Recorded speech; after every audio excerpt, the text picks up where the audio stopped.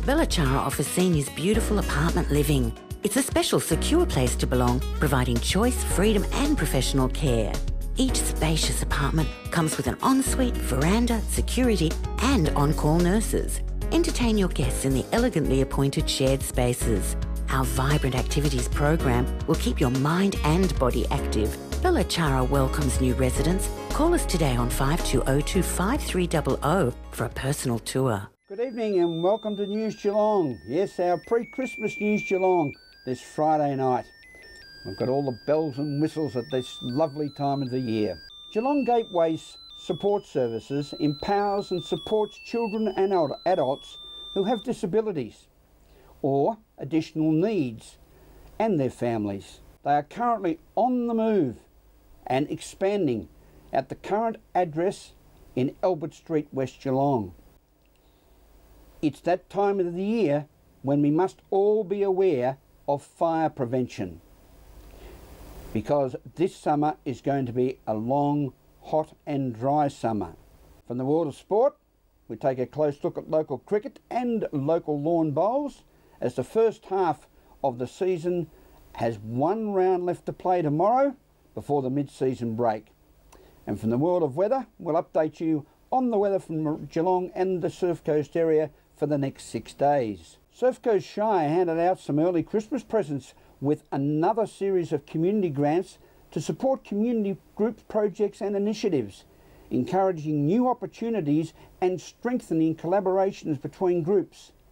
Ian Nichols has more. Well, Christmas has arrived a little earlier this year on the Surf Coast because the local Shire Council has today handed out 29 grants to community organisations who deservedly will be bigger and better as a result of this generosity in the year to come. We're speaking with the Mayor of the Surf Coast Shire, Councillor Libby Coker, and also John McDonald from a very important event, the Surf Coast Relay for Life. To actually run the Relay for Life event itself takes some money, so we get seed money from the Rotary Club and the Lions Club and also the Shire, so the community is sort of kick in to start with, and we probably get about $5,000 or $6,000 just to run the event, because we've got to hire equipment, we have to hire portable toilets and all sorts of money spending activities go on before we actually raise money, and then all the money that we raise then comes from the groups who participate. So because as people might realise, that entails them having someone on the track 24 hours, and you walk around in circles, and there's a few special highlights on the day. I have a carers and survivors breakfast to start the day off, so people who have survived cancers and other people who have looked after cancer people, they have a special breakfast and they are acknowledged, and then when dusk comes we have a special memorial service where people light candles, and so it's very impressive and also very emotional, so it's a big event. It is one of the many community events that do raise the awareness of cancer in our community, and the Relay for Life has grown in all regional areas that I've been involved in, particularly here on the Surf Coast, year after year. Oh yes, well this was our second year, and we're really a spin-off from Geelong. Geelong first started and they had it, I think, out of the trotting track one year, and then it got to Deakin, but it really got too big. There were too many teams there. Included about 3 from the Surf Coast area, so then we decided to have a go here. We formed a committee mainly through Rotary and Lions, and so the usual community work has got into it. Yes, we gave out 29 community grants today, valuing about $30,000, and that money goes towards community initiatives that it's really like seeding funding to help people with an initiative that brings people together. It might be a community garden, it might be a singing group. They're all initiatives that support communities and community connection. In a place where we have so many new people coming to our town in Torquay particularly, it's great to have initiatives that bring people together where you can come to an event and meet new people and connect to your community. So these are a great investment. Well, it covered so many parameters, really. As you've already mentioned, they came from all walks of life. And when you've got a regional rural area that also encroaches on an urban part of the world, the people are vastly different. They all have a good cause, and that's to bring people together. That's right. I mean, a number of the initiatives were in lawn, such as Lawn Carols, which has just been held.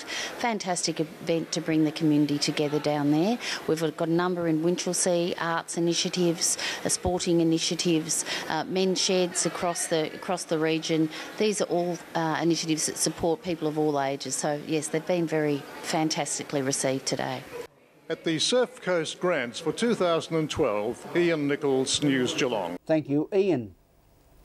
Each year, Gateway Support Services assist more than 1,000 children and adults and their families in the Bowen southwestern region to provide innovative and responsible services that gives children and adults with disabilities the full opportunity to realise their potential. News Geelong spoke with people leading the way in the recently announced funding of a much-needed expansions. Gateway Support Services and their re-expansion program here in Geelong West, and one of their leading ambassadors, as well as a leading Geelong footballer from the land of the Cats, Harry Taylor. Harry, Gateway Support Services, very much involved. Yeah, I got behind this this service probably just over a year ago now, and try to, I guess, use my profile in the Geelong community to help promote the work that Gateways does. They offer a fantastic service to people in the community, both adults and children who have a disability, and just a really supportive way to help families through, as well as the people suffering a disability. So being a person with some kids myself, I know it's really difficult to look after the healthy kids, let alone kids that have a disability. So you need all the help you can get, and Gateways is certainly a great place to get some of that help. And we noticed, Harry, at the turning of the first sod, yours happened to be the deepest hole. Yeah, I think I had the biggest shovel, which did help me a little bit as well.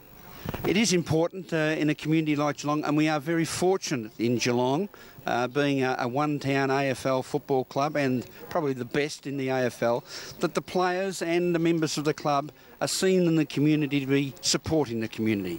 Yeah, we certainly think so. That's one of our strong values, the community aspect, and making sure that we give back to the community, because we get a lot of joy out of, I guess, seeing people come to the games, supporting us, and are there when we win or there when we lose. So you're right, when we are a one-team town, and it's really important. Us as AFL players try to get behind things like this and promote some really good things that happen in the community as much as possible. Thank you for your time, Harry, and all the best. Continue the work as ambassador for the Gateway Geelong Services and its current expansion program. Yeah, thank you very much. For us, we're really now our project to actually expand is underway, so we're going to have new client facilities, and given that the National Disability Insurance Scheme is really only 6 months away, it's perfect in terms of trying to grow with our community so we can actually provide the support that people need. So our expanded building means we'll have purpose-built therapy rooms, autism assessment suite, parent education facilities. So it's fantastic in terms of the timing that we're going to be ready when the National Disability Insurance Scheme hits the ground. Right, how long has the planning been in the market? It's really been a 3-year project, and our board, I think we're proactive in saying, well, we actually need to prepare for the future. So we've been working to raise the funds to expand our facilities and to create better facilities for the people who need our support. So it's really been a 3-year process, and now we're actually ready to start. And at a time when things are tough and maybe getting tougher in some areas, how's the funding been arranged and supported by the people of Geelong and businesses around our town? Look, it's hard yards. There's a lot of people doing it hard at the moment, but we're very grateful. We've received great support from a whole range of groups within the community. We still have a bit more fundraising to do, so but Give Where You Live have been fantastic. Geelong Community Foundation, we've had support from businesses like Lino Bisanella. The Percy Baxter Trust has been helpful. We've had a grant from the Department of Planning and Community Development. So groups like East Geelong Rotary. So it's really a whole range of groups and individuals, the FAG family.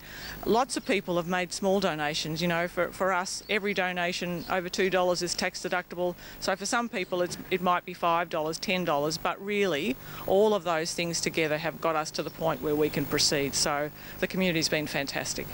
And it is from grassroots to elite because in essence, you never really know when you may be requiring the services of gateway services, support services here in Geelong. And look, I think that's true. Often people might not be aware of us until it actually affects, you know, someone they know, be it a child who's having difficulties at kindergarten or a child who's diagnosed with a disability, or it might be an adult with a disability, and sometimes it's even a family coping where someone's got dementia. So the reality is life can change at each of the different life stages, and we're there providing support when people need it.